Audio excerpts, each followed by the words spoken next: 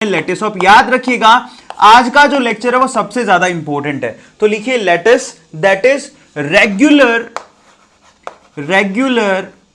Arrangement of constituent particles. सबको समझ में आ गया? Regular arrangement of constituent particles in 3 dimension, और वी कैन से और regular arrangement of points, regular arrangement, ठीक है, रेगुलर अरेंजमेंट ऑफ पॉइंट्स, ठीक है, इज कॉल्ड लेटिस। बहुत इंपॉर्टेंट है, ध्यान से इसको देखिएगा।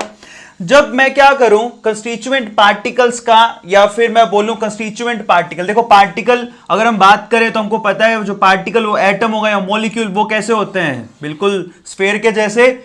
उसमें बीच में क्या होता है, उसका सेंटर पॉइंट, जिसको हम लोग न्यूक्लियस भी कहते हैं। तो सेंटर पॉइंट, मैं या तो ये पॉइंट ले लूं या ये पार्टिकल ले लूं और इनका रेगुलर 3 dimension अरेंजमेंट करूं, तो उसको हम लोग लेटिस बोलते हैं। जरा ध्यान से उसको देखिए कैसा।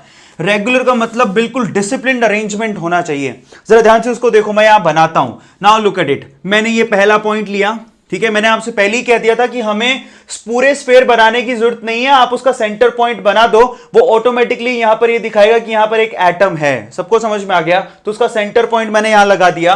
ध्यान से उसको देखिएगा, ये पहला सेंटर पॉइंट है, ये दूसरा सेंटर पॉइंट हुआ, ये तीसरा सेंटर पॉइंट हुआ, ये चौथा, ये पांचवा। इस तरह से बिल्कुल लाइन में मैंने क्या किया है, यहां पर सभी के सेंटर पॉइंट को एकदम लाइन में लगा दिया।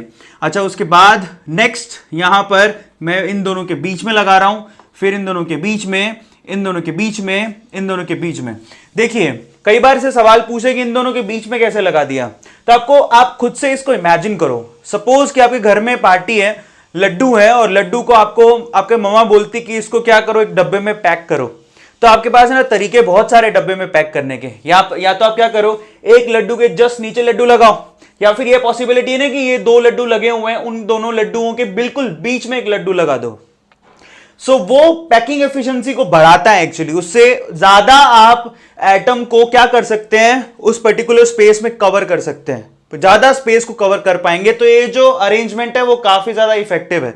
इसलिए मैंने क्या किया, इन दोनों के बीच में एक पॉइंट को लगाया है। क्लियर हो गया? ऐसी चीजें आपको मैं आगे भी पढ़ाऊंगा, ठीक है। सो इसको बोलते हैं पैकिंग कितने तरह की होती है, वो हम आगे पढ़ेंगे। लेकिन जरा समझे कि मैं यहां पर रेगुलर पॉइंट का अरेंजमेंट कर रहा हूं तो वो कैसा होगा, जरा चेक कीजिए, ठीक है। अब मैं फिर से क्या करूंगा, ऊपर वाले पॉइंट के जस्ट नीचे यहां पर एक पॉइंट लगा रहा हूं, एक पॉइंट। ध्यान से इसको समझिएगा, सारा खेल ये जो है अब होने वाला है बहुत ही इंटरेस्टिंग। तो ध्यान से इसको देखिएगा, ये मैंने एक और लेयर लगा दी। अब मैं क्या कर रहा हूं, इसके जस्ट नीचे यहां पर भी एक लेयर और लगा रहा हूं। ध्यान से इसको देखते रहिएगा, ठीक है। ये देखिए, और ये मैंने क्या किया, इन पॉइंट्स का एक रेगुलर 3 dimension अरेंजमेंट कर दिया। इसी को हम लोग क्या बोलते हैं, लेटिस। और इसके हर एक पॉइंट को हम लोग लेटिस पॉइंट बोलते हैं। क्या कहते हैं, अगर मैं इस पॉइंट की बात करूं तो इसको हम लोग लेटिस पॉइंट बोलते हैं। क्या कहते हैं, लेटिस पॉइंट। बहुत ही ध्यान से इसको समझिएगा। तो ये तो हुआ तो आपका lattice and lattice point. Clear हो गया सब लोगों को? कोई पूछे कि लेटिस क्या होता है, 3 dimensional regular arrangement of points is called lattice, और उसके हर एक पॉइंट को लेटिस पॉइंट कहते हैं, ठीक है। कंस्टिट्यूएंट पार्टिकल्स भी लिख सकते हैं आप उसकी जगह पे।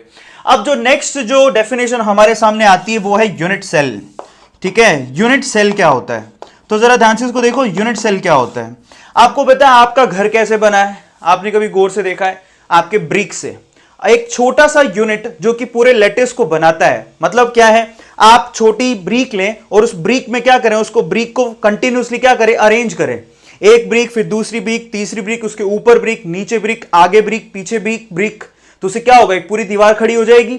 सो फाइनली वो स्मॉलेस्ट यूनिट जिससे आप पूरा लेटिस बना सकते हो उसको हम लोग यूनिट सेल कहते हैं, ठीक है। सो फाइनली मैं यहां लिखता और मैं यहां बना के भी दिखाऊंगा आपको। सो फाइनली यूनिट सेल किसको कहते हैं, the smallest unit, the smallest 3D, ठीक है, यूनिट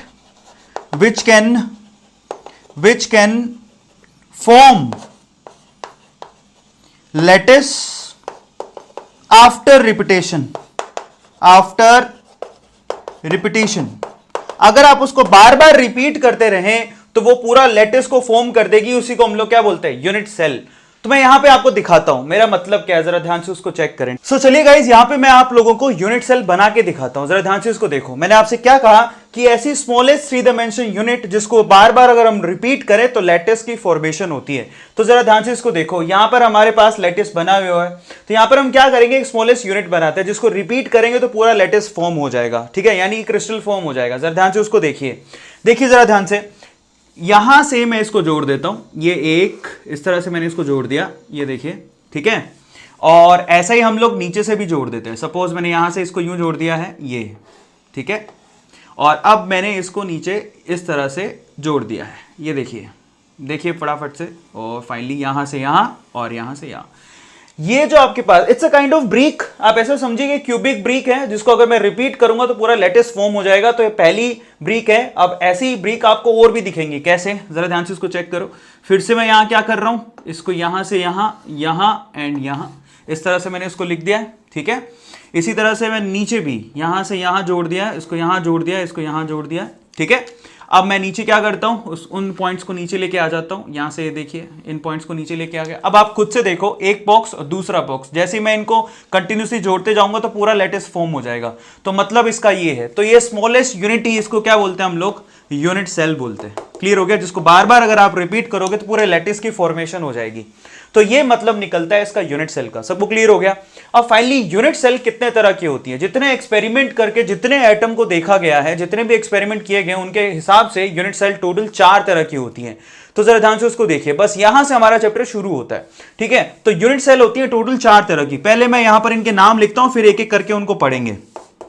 सो इसको कैटेगराइज आप इस तरह से भी कर सकते हो, कई बुक्स में इसको 2 तरह से बताया है। देखिए कैसे, मैं यहां पर क्लिक करता हूं, उन 2 में मैं 4 को कैटेगराइज कर दूंगा। ध्यान से उसको देखिए, देखिए यूनिट सेल को 2 तरह से कैटेगराइज कर दिया। एक तो सिंपल, ठीक है, सिंपल यूनिट सेल, ध्यान से इसको देखिएगा, एक सिंपल यूनिट सेल और दूसरा है सेंटर्ड यूनिट सेल। अब ध्यान से इसको देखिए, सेंटर्ड यूनिट सेल।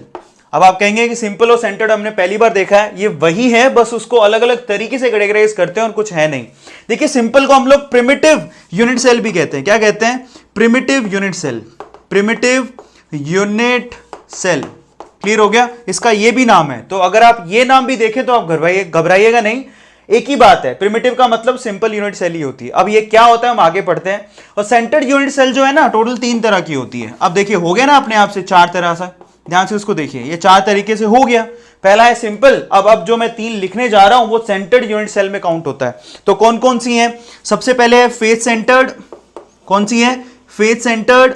दूसरी है बॉडी सेंटर्ड, ठीक है, बॉडी सेंटर्ड। और तीसरी है एंड सेंटर्ड। क्या होता है, एंड सेंटर्ड। तो हो गया ना total 4, simple, face centred, body centred and and centred. क्योंकि इनके लास्ट में सेंटर्ड आ रहा है इसलिए हमने यहां पर 2 कैटेगरी बना के उन तीनों को सेंटर्ड में डाल दिया। क्लियर होता है, तो ये ज्यादा बेहतर है। अदरवाइज आपकी बुक में सीधे भी लिखा हुआ है simple, face centred, body centred, and centred, कोई फर्क नहीं पड़ता, हमको तो एक एक करके इनको पढ़ना है। तो यहां पर ये होते हैं यूनिट सेल और इस तरह से इनको कैटेगराइज कर दिया गया है। अब हमें एक एक को समझना है कि सिंपल क्या होता है, फेस सेंटर्ड क्या होता है, बॉडी सेंटर्ड क्या होता है और एंड सेंटर्ड क्या होता है, ठीक है।